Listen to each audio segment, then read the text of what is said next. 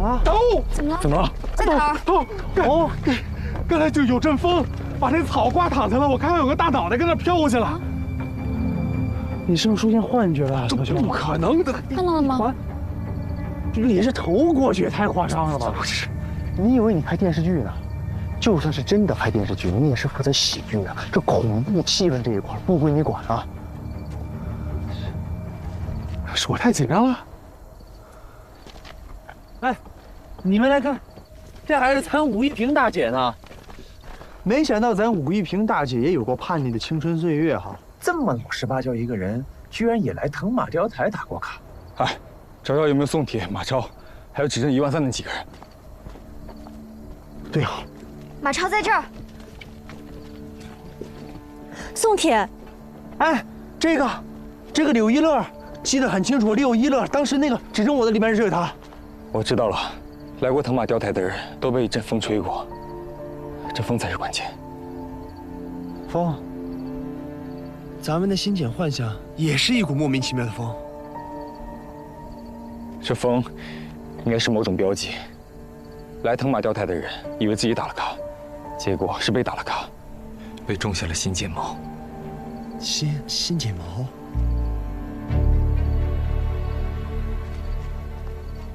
我有一个引蛇出洞的想法。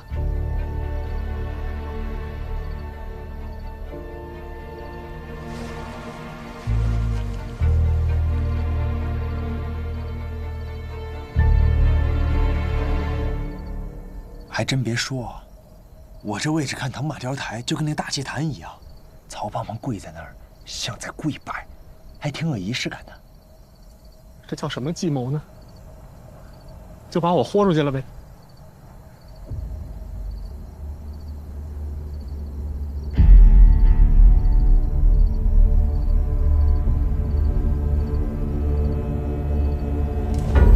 来了。头部好奇怪，橘红色的，其他地方都是黑的。胸口像个大漩涡，一片漆黑。曹艳华，趴下！追！没事吧？师傅，我有事，不要走。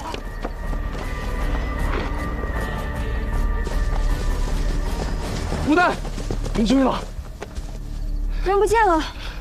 城墙有距离限制，别急，他说不定会回来。走吧。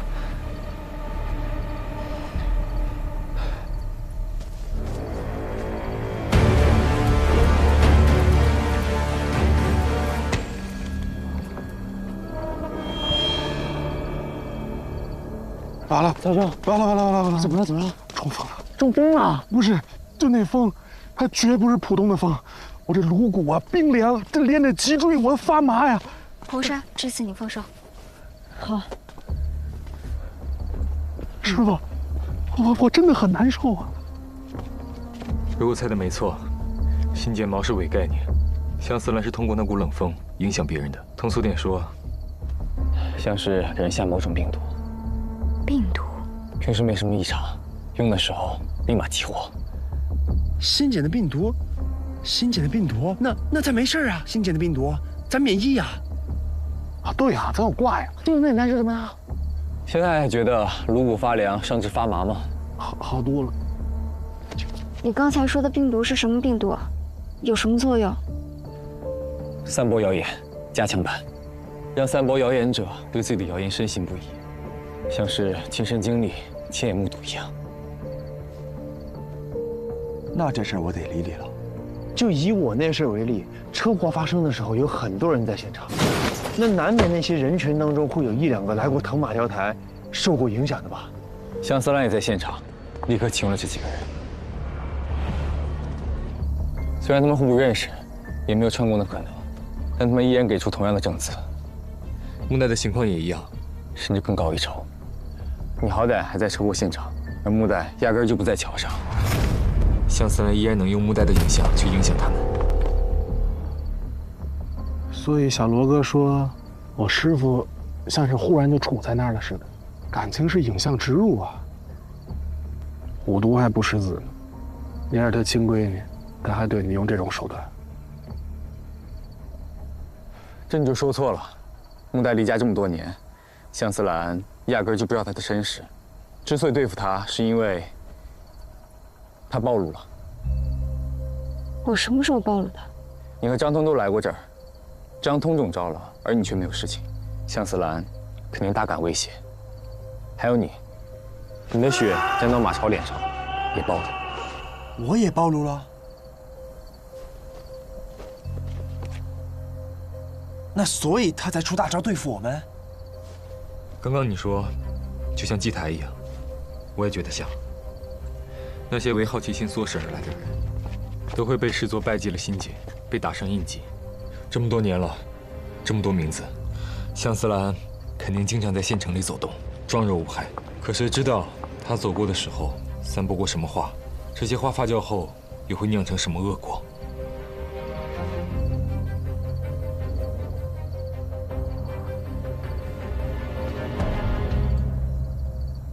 来了，哪儿呢？哪儿呢？哪儿呢？什么方位？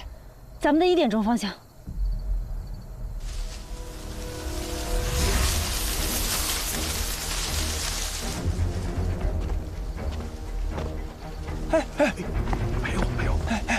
假装这样写啊。距离我们还有100米、50米、40、30、20、10。你的。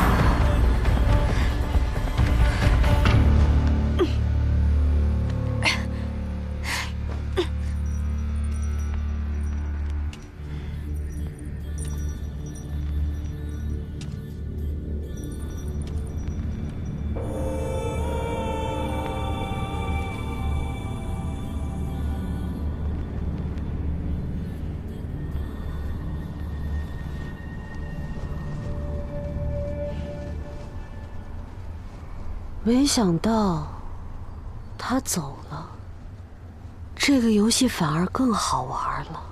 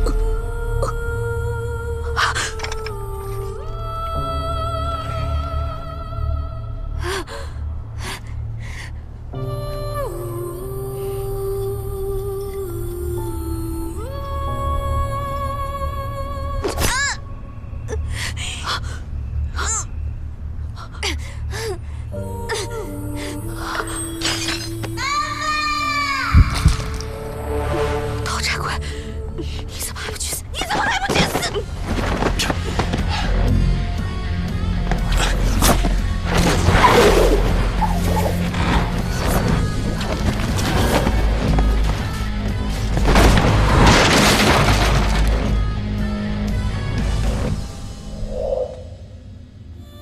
你知道怎么好好活下去吗？不要！啊！干什么？有的孩子就是心肝宝贝，有的人就是讨债鬼。爱有多寡，道理都懂，可是这4个字还是挺伤人的。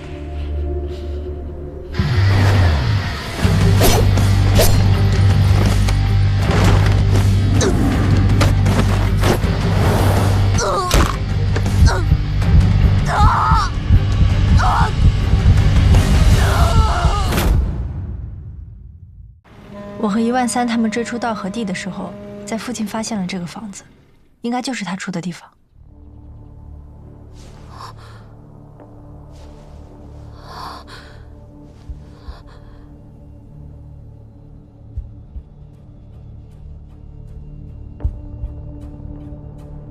罗任他们在外面等着，说咱们有什么随时叫他们。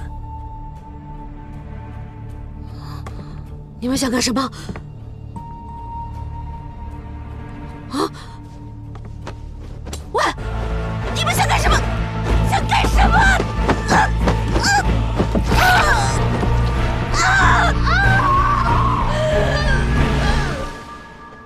好了，进来吧。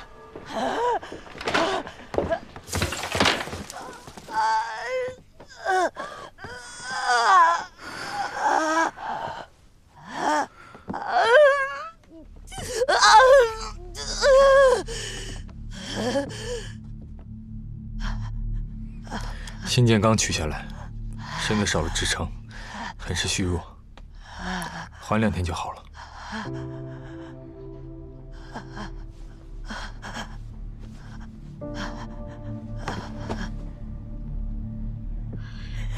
你记不记得你有一个女儿，后来你把她扔了，扔在福利院门口，记不记得？记不记得？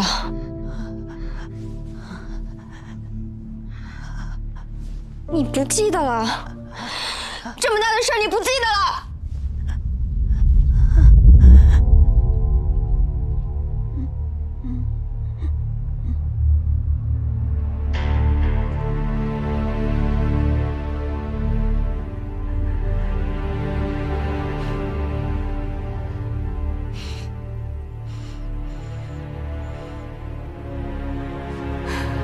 我记得也好，本来就是想告诉你，他后来在福利院过得挺惨的，病死了，挺可怜的。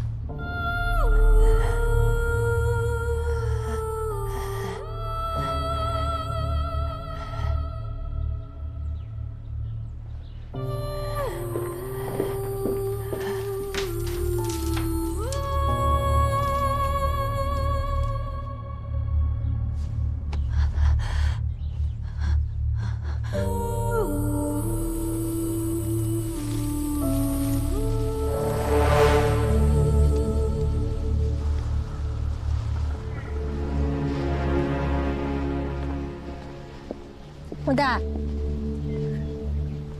罗任说香思兰得恢复一阵子，然后这段时间我们就轮流照顾她，免得节外生枝。他可真有福气，还有人轮班照顾他。你接下来打算怎么办呀？什么怎么办？就是，你打算怎么跟你妈妈相处？是你要待在这儿跟她一起生活，还是把她带回利溪？我来是想跟她做个了结。那她是你妈妈呀。所以呢？所以她就是我的责任吗？那她抛下我的时候，怎么不说我是她的责任啊？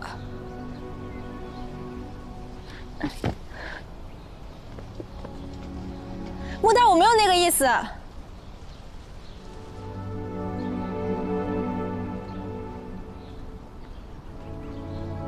穆代，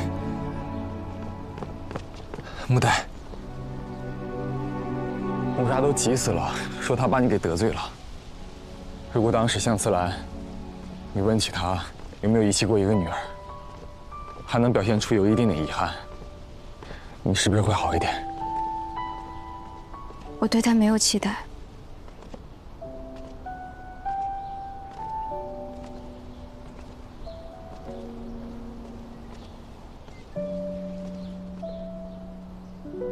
我很可笑，是不是？我那么执着想要找到的人，从来都没有关心过我。找到了又有什么用呢？木代，你先别急，可能心简刚刚离体，一时间记不清也有可能。有件事情一直没告诉你。我来南田之后，霍总一直给我打电话，问你的情况，还有张叔，他们一直都很关心你。木代，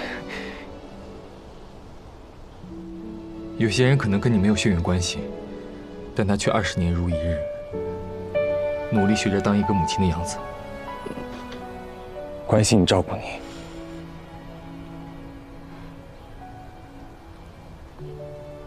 失去的感情固然重要，但不能一直盯着。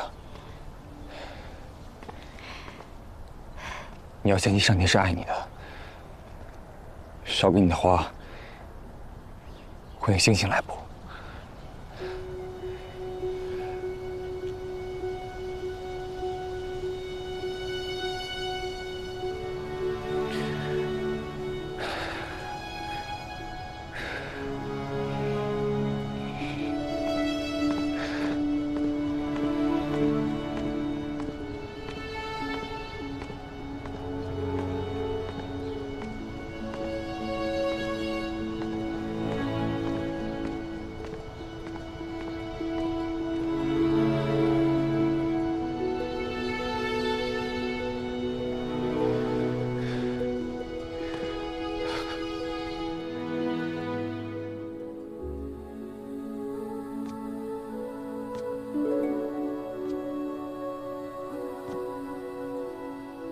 木代，我知道失去的感情很遗憾，但不能一直盯着。有些人可能跟你没有血缘关系，但他却20年如一日，努力学着当一个母亲的样子。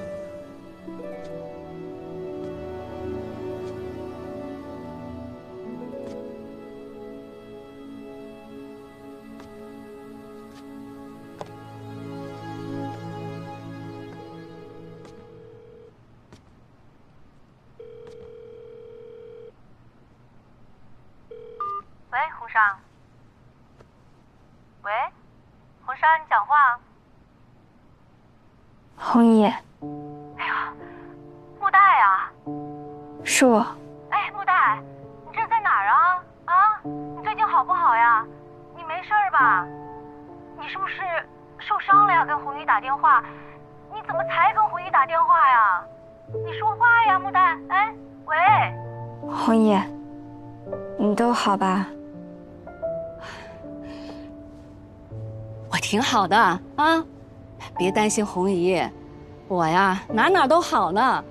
这酒吧的生意啊也越来越好了，红姨就是惦记你。你怎么样啊？你最近身体好不好？哎，那边的饭菜合不合口味啊？身上的钱够不够用？不够用跟红姨说啊。我也都挺好的，你别太挂念我。你好啊，这个红姨就放心了。行嘞啊。好。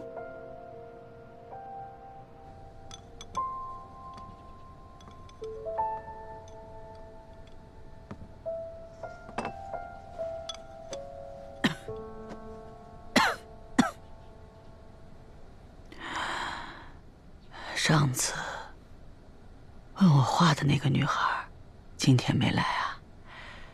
她是你女朋友？对。上次她问我，说是不是把女儿丢在福利院？她还说我女儿早就死了。其实我女儿就是她吧。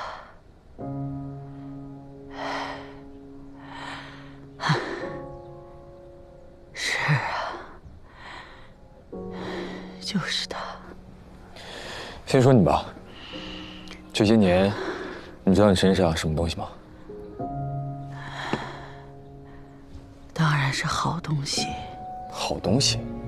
他对我好啊，他帮我做到了以前好多我不能做到的事情。胡乱造谣，说瞎话吗？什么叫做说瞎话？是人都会信口雌黄，什么你往汤锅里面吐口水了，往什么锅里面滴脏血了，他们都说瞎话。你怎么不说他们害人啊？偏偏都只赖给他。问个别的，你之前对付我们，是因为欣姐对我们不起作用吗？不全是，是那个男人让我这么做的。那个男的？就是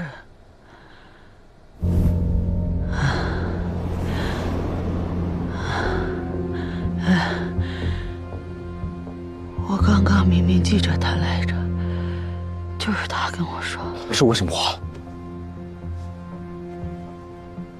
他说这游戏啊，不能只你一个人玩，还有别人等着上场呢。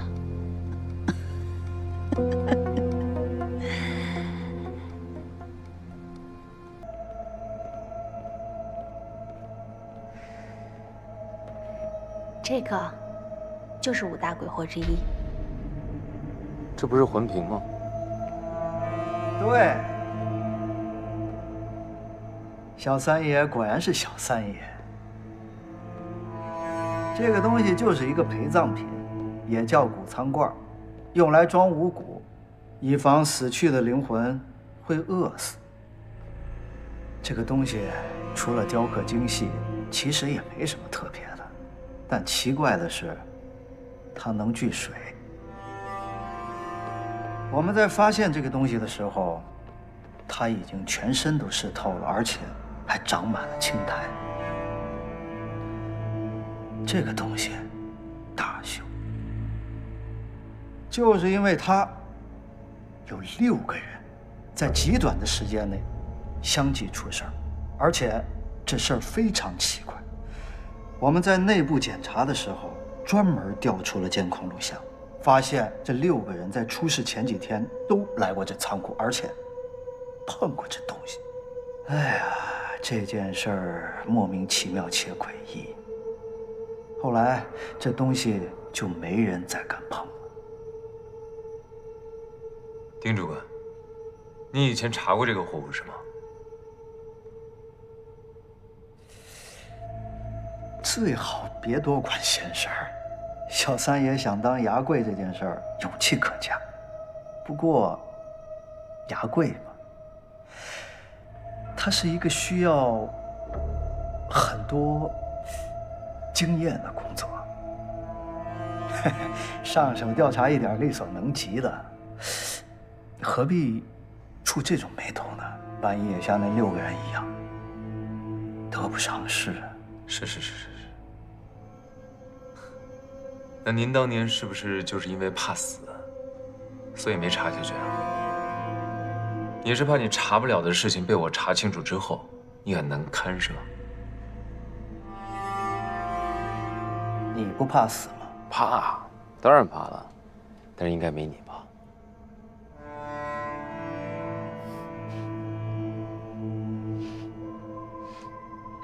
淘气。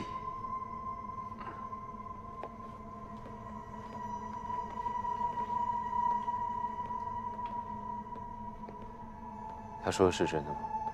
是不是有点吓人？民间传说，魂瓶里面就像是子宫，可以滋养魂灵。魂瓶把灵魂盖在里面，所以称为盖灵术。这上还贴着符咒呢。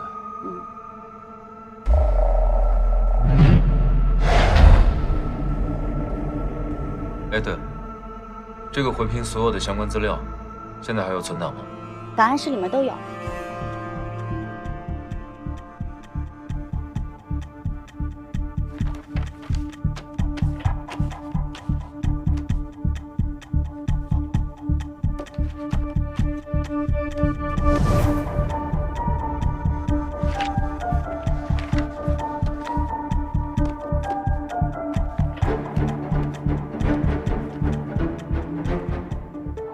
环评事件涉及到6个人，但是巧合的是，这6个人都是在接触了环评之后24小时之内出事的，3个是意外失踪，3个是自杀。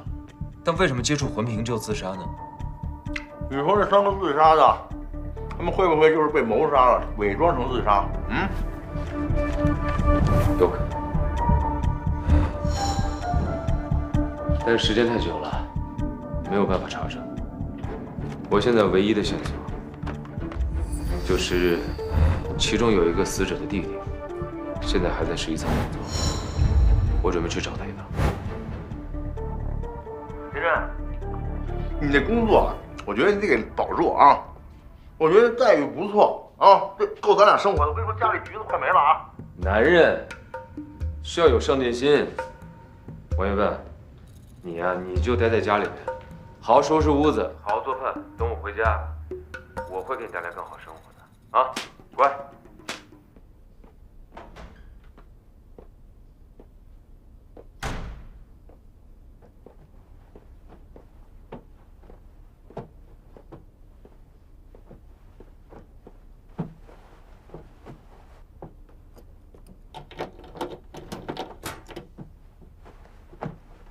杜冰秋，哟，还真是你啊！我刚好最近在找你呢，这么巧？你谁呀？我吴邪，刚来11仓的。你就是那吴邪？找我事儿？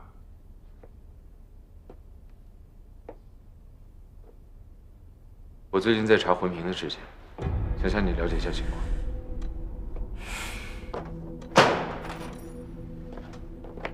你哥也是受害者之一，你那儿一定有更多的资料。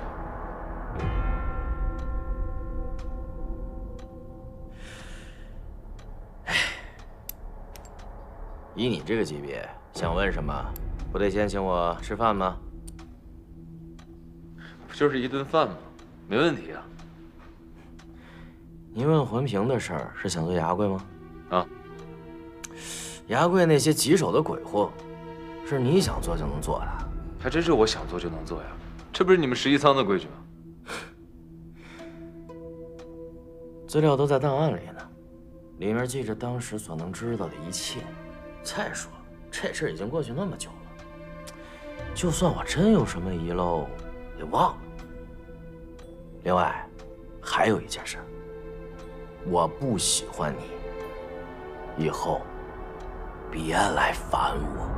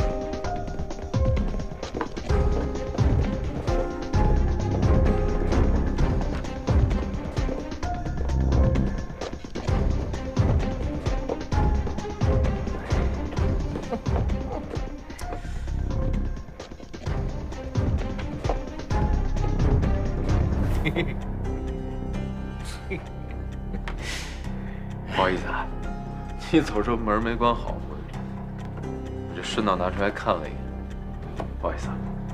来，还你。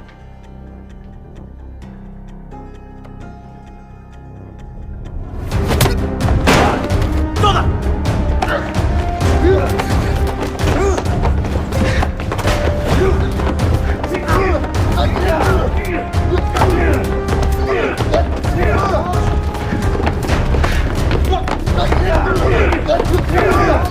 行了，臭小子，长点记性吧你！哥哥我没空在这儿跟你掰扯，上。是。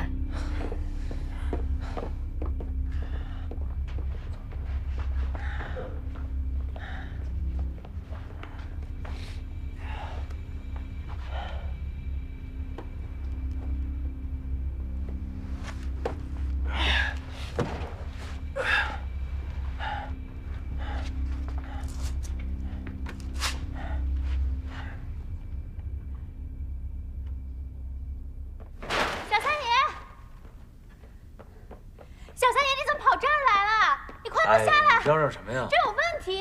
哎呀，你放心吧，这里已经全部清洁过了，没问题。啊！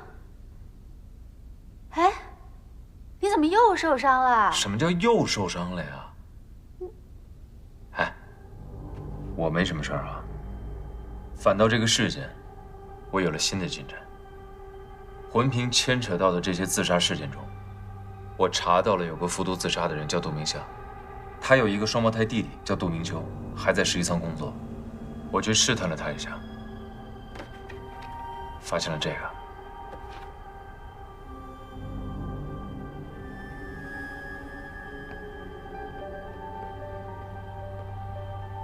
这不就是这架飞机吗？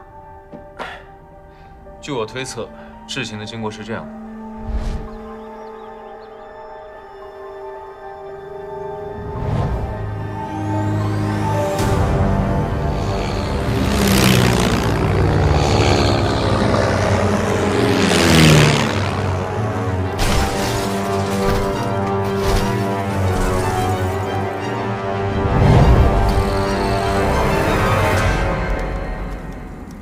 30年前，这架飞机在西南边境撞坏了，撞进了一座古墓里。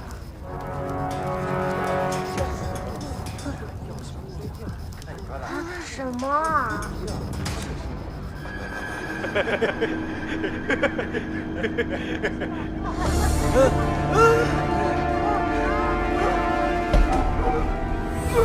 有人进去查看，可能出了事。后来11仓的管事接到任务，将整个现场连同整个飞机残骸全部都存进了11仓里。杜明夏和杜明秋这对双胞胎兄弟，当时不知道是出于什么原因，也被带回了11仓。可以的。这个推测的方向是不是正确的？我们现在可以去确认一下。这照片里的魂瓶，的确是仓库里的那一个。你怎么说的都跟真的似的？因为30年前，这个飞机的事故现场，我去了。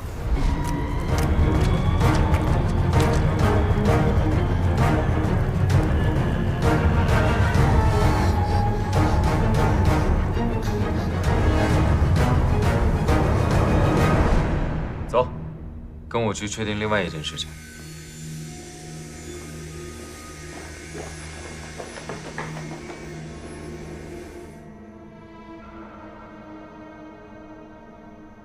我之前就查清楚了，酒窖里的飞机和这里的魂瓶事件是同一时间发生的，而且这2个鬼户的背后，牵扯到特别多的人，时间也很久远。反正不管怎么说，这一定不是一个灵异事件。之前我们也是这么认为的，可是我们查了很久，那几个自杀的人，没有任何他杀的痕迹。如果不是灵异事件，他们怎么会自杀呢？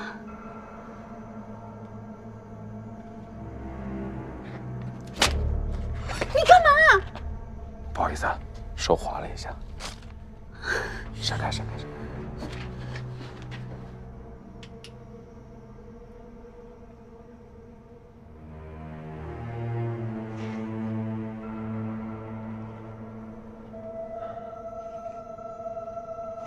这是怎么回事？他怎么不聚水了？你看。真的没聚水？你那有水吗？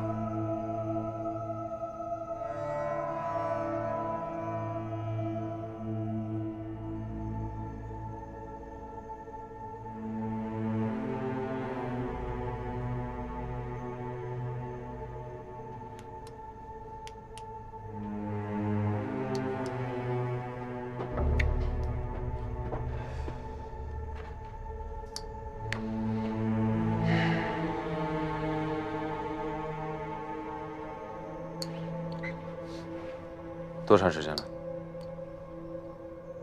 快1个小时了。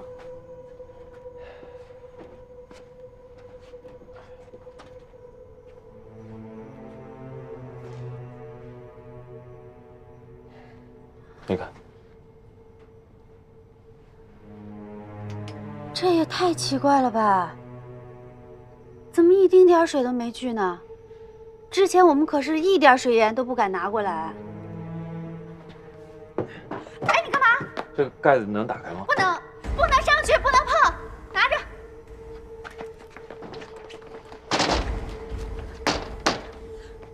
之前不是说过了吗？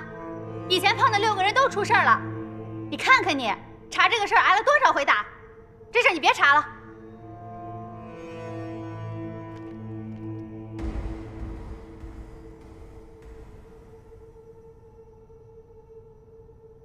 我这打可不是白挨的。走，我们先回去。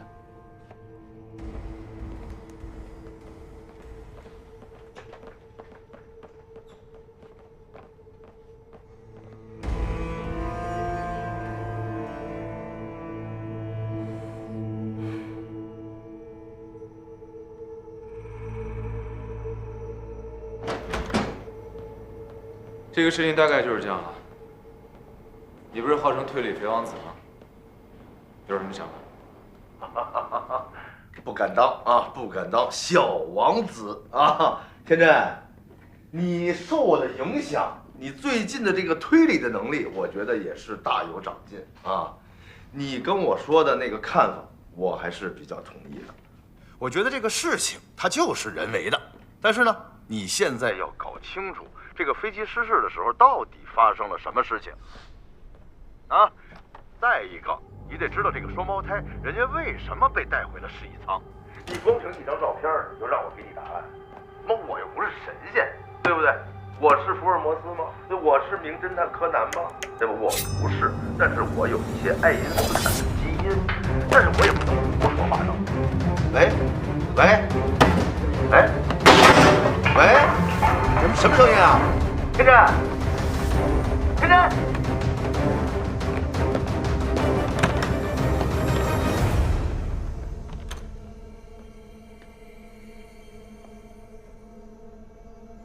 天真，这通着呢。天真，喂，胖子。哎，什么情况啊？怎么了？我说着你可能不相信，可能有人想杀我。要杀你？在实习舱里有人要杀你？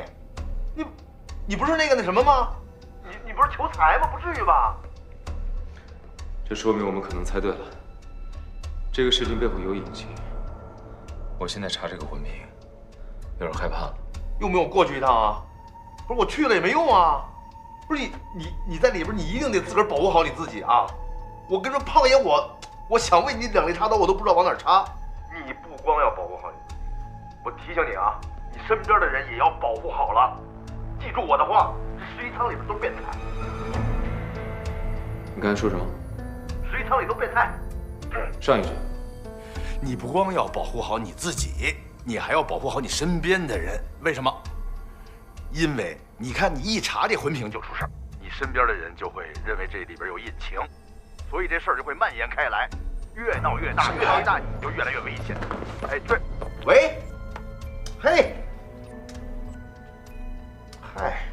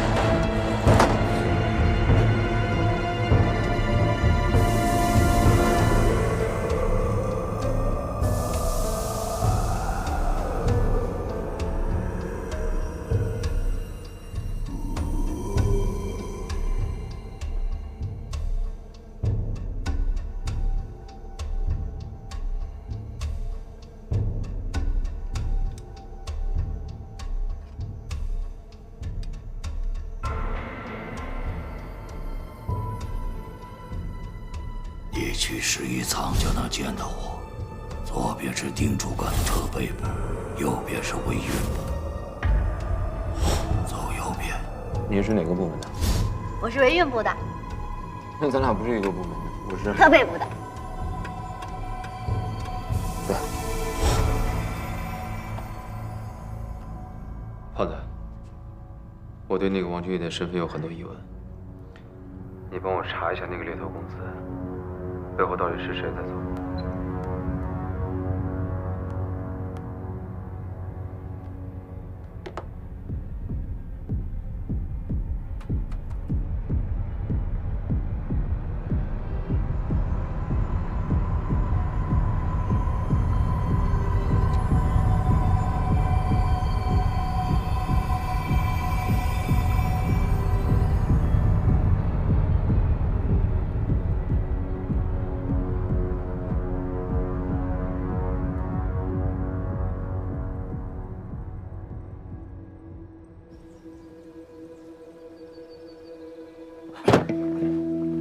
那边还有一枪啊！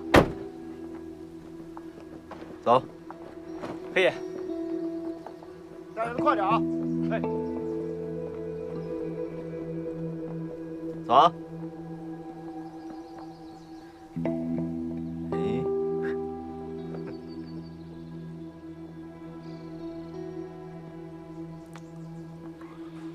这次怎么出发这么突然？一点准备都没有。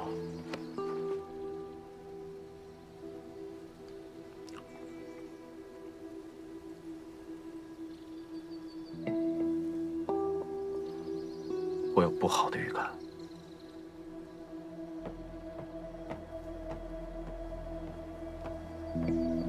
二叔，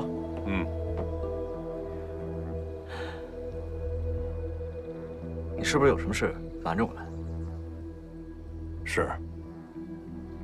我就说嘛，平常你准备的特别充分，这次边赶路边准备，这么草率，不是你的风格。那你说说，我看你猜的对不对？猜测是不敢啊，但你动机不纯啊。到了雷城再告诉你。哎，这是我根据流丧听出的地下河走向推理出来的大概方向，你把它给背下来，啊。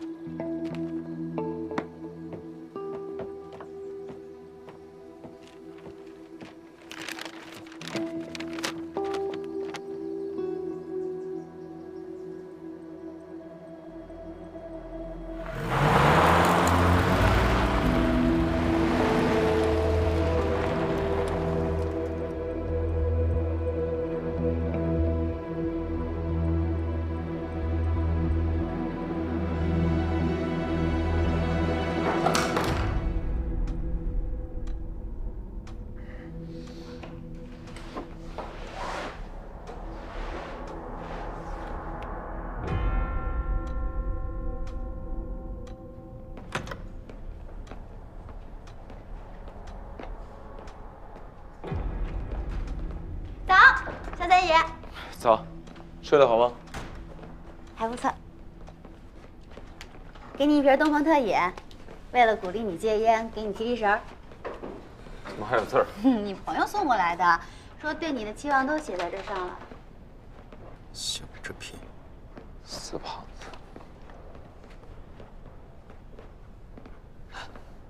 你看你眼神怎么那么奇怪啊？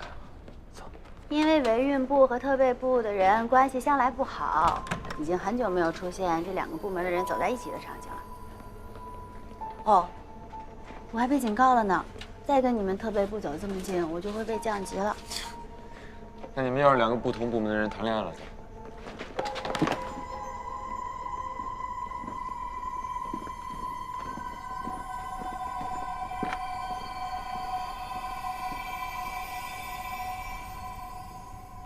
十一仓不可以办公室恋情。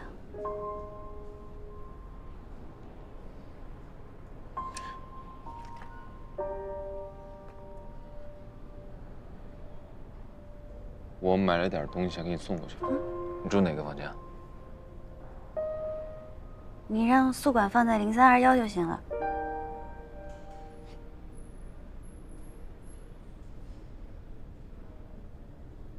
怎么了？带我去趟监控室。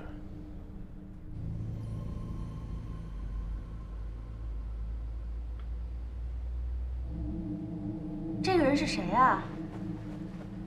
他昨天晚上想杀我。啊！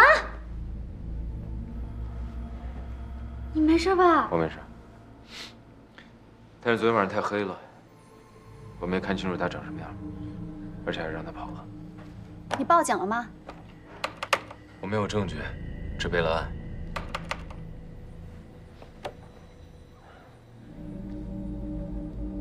他身高不高，体型很瘦小。哎，小白，你跟着他，看他去哪儿了。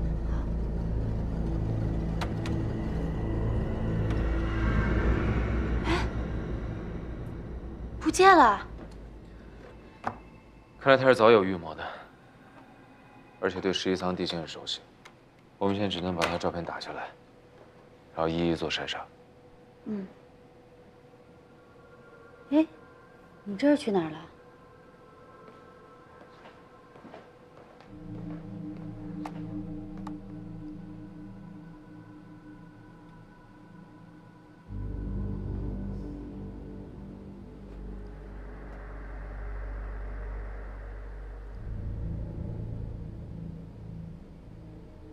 你住哪个房间？你让宿管放在0321就行了。你不会是怀疑我吧？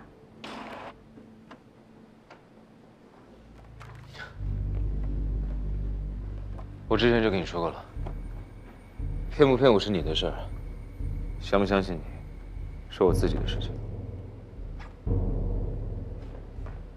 跟我走。干嘛？去了你就知道。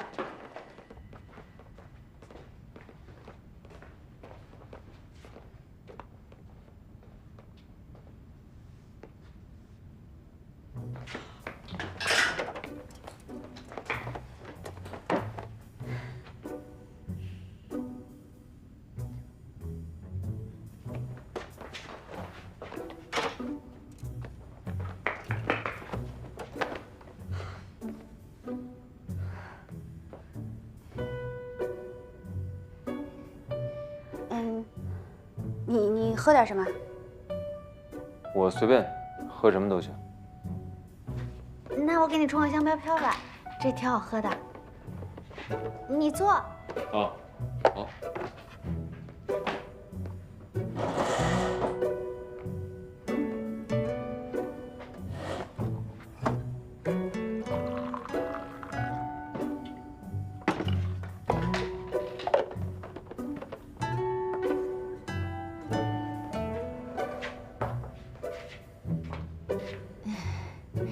血管。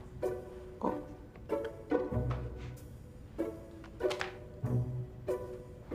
你住在这儿啊？对呀，这工作方便一些。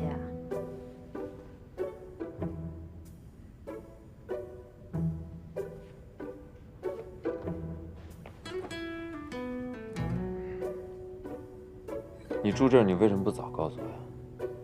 那要出什么事、出什么意外，我上哪儿找你啊？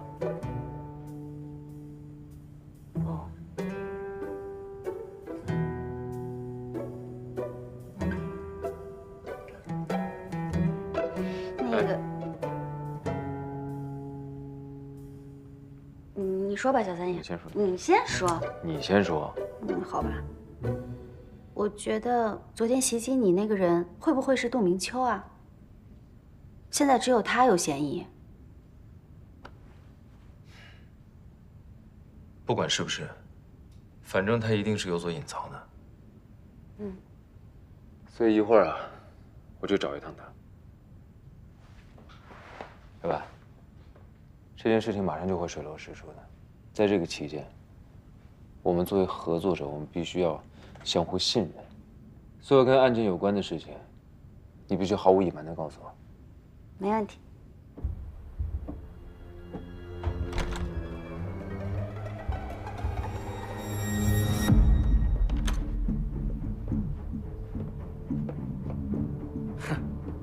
就是你。怎么了，小云三？找我单挑啊？啊？哼，是不是上回挨揍没挨够啊？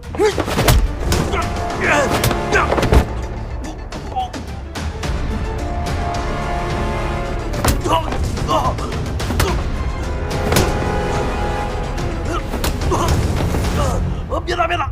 别打！我没空跟你废话啊！我来是要问你几件事情。站起来！站起来！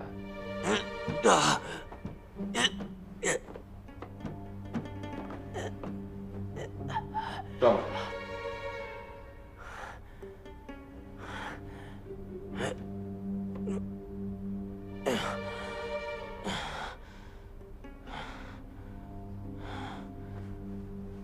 你摆这个表情干什么呀？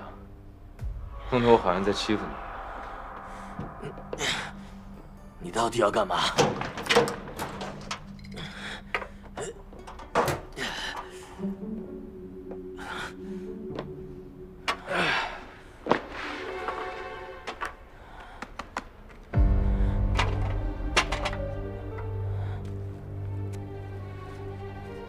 你要干嘛？你为什么不想让我查你哥的事情？为什么？我哥是自杀，哪来的凶手？我听不懂你在说什么。我们换个思路啊。假设你跟你哥的关系不好，他死不死的你也无所谓。如果是这样的话，你现在手上拿着独家资料，只要你愿意跟我分享，就能得到好处。你为什么不跟我分享？而且，你知道这个事情的第一反应是拒绝跟我透露任何的信息，你是不是有所隐瞒？我没有。你肯定有所隐瞒。我没有。你现在做的所有的事情，都是在帮这个凶手，但你又是受害者的家属，你没有理由去帮这个凶手，所以只有一个原因，你就是凶手。不是我，我不知道谁是凶手。你哥的验尸报告我也已经看过了，是死于尼古丁中毒。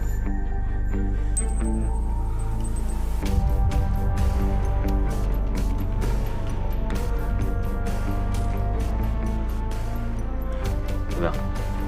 感受一下。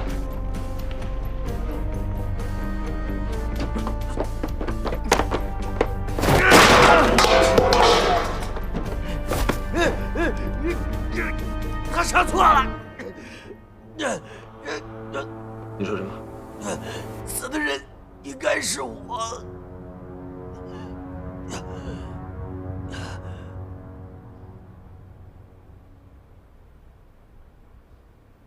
你现在详细的跟我说一下当时的情况。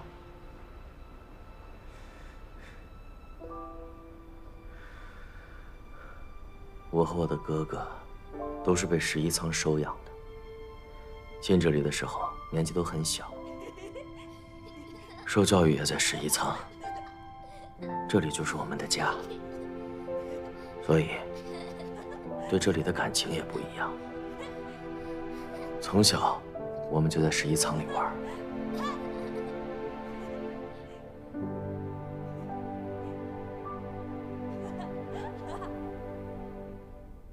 那个瓶子出现的仓区是一个老仓区，所以进出货物很慢。我们对那里非常熟悉。当那个瓶子出现的时候，我第一时间发现了异样。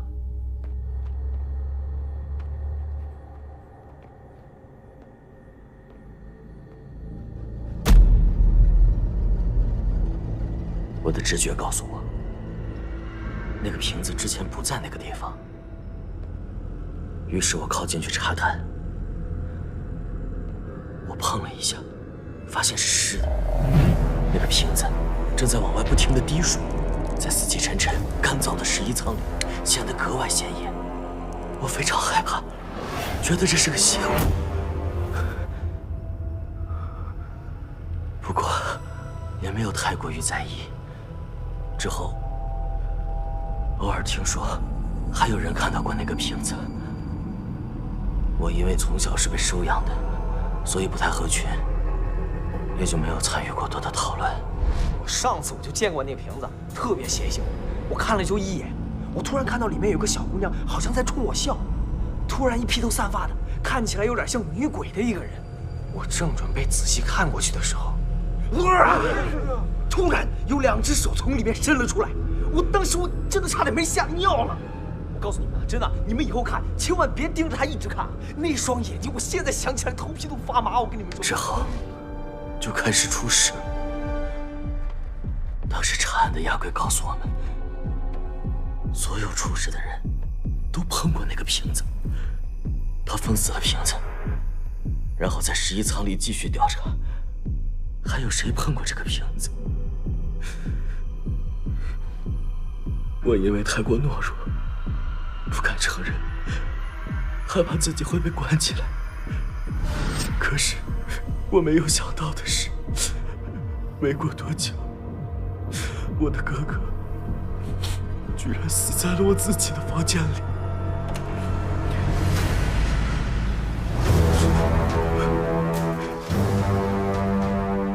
我忽然意识到，是我碰过这个瓶子，死的人应该是我。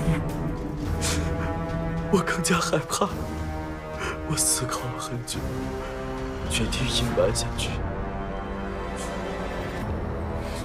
同时，你也了解到，这不是一个灵异事件，是凶杀案。你害怕？害怕凶手知道自己杀错了之后，会回来找你，所以你隐瞒了，不报警。我今天去见过杜明秋了，他跟我说，当时触碰魂瓶的人其实是他，而死的人却是他的双胞胎哥哥杜明夏。他给我详细的讲解了一下当时的事情经过，我现在更加确定了，魂瓶事件中的人绝不可能死于意外，更不是什么诅咒，而是被谋杀。因为只有人才有可能认诅咒。那我明早就去报案。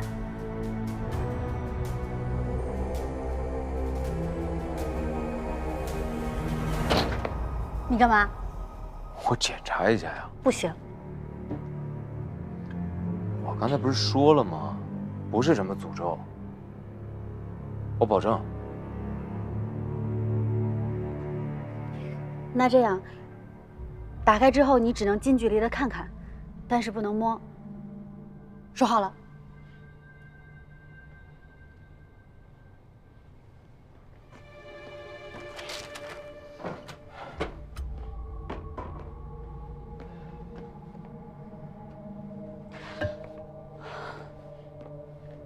你怎么说话不算数呢？